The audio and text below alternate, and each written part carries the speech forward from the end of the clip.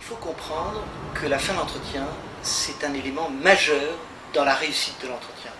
Vous voyez, c'est l'exemple de ce garçon qui fait un entretien de recrutement et tout va bien, l'entretien s'est bien passé, il y a une bonne cohérence entre son poste et son profil, la question de la rémunération a été abordée, enfin bref, c'est l'idéal. Et puis, son attention baisse, tout simplement parce qu'il se sent tellement en confiance qu'il finit par faire des âneries. Voilà. Et ça, il faut éviter tous ces pièges de la fin de l'entretien. Un bon moyen pour le candidat de prendre l'ascendant et de faire que cette attention soit portée jusqu'à la fin, c'est de faire les choses très simplement, mais de remercier l'interlocuteur très sincèrement en lui disant: écoutez, je vous remercie beaucoup de cet entretien. J'en sors, comment dire, éclairé. Je suis plus que jamais déterminé à relever ce défi. Voilà. Ça c'est un bon moyen parce que ça va donner, ça exprime la motivation profonde que vous avez pour le poste et ça va donner peut-être envie au recruteur de vérifier et de dire mais au fond, qu'est-ce que vous entendez par là, vous êtes très motivé, et là, voilà, le piège a été tendu, vous terminez l'entretien par un mot sur votre atout majeur par rapport à ce poste. Voilà, simplement dire, écoutez, voilà, ce que j'ai compris, c'est que dans ce poste, je crois avoir un atout majeur qui est celui-là. Voilà. Et vous le balancez en restant là, c'est-à-dire que vous n'êtes pas obligé de développer. Voilà. Et voilà, si ça se trouve, l'entretien va s'arrêter là. Il va être content parce qu'il a l'élément majeur qu'il lui faut pour présenter votre candidature, et vous avez dit l'essentiel. Voilà. Et vous restez voilà, sur votre bonne impression.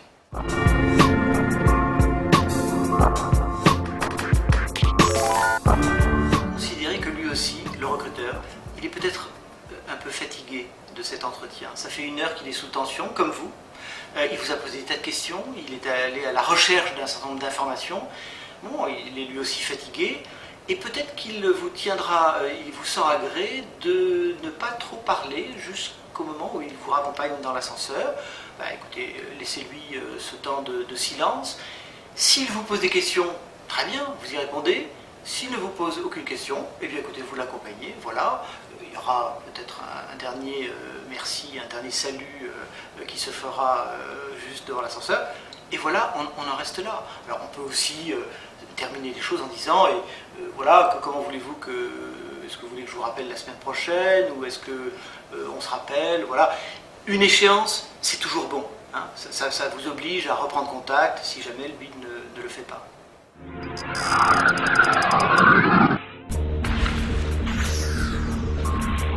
Ces 3 dernières minutes peuvent être l'occasion de... Vous êtes en zone de risque. Voilà. Ça peut être l'occasion de questions un peu dangereuses, parfois discutables, mais il faut savoir les accueillir et y répondre avec intelligence. Alors, les questions, ça peut être des questions un peu discutables, du genre, tiens, vous avez un joli costume, c'est qui votre tailleur?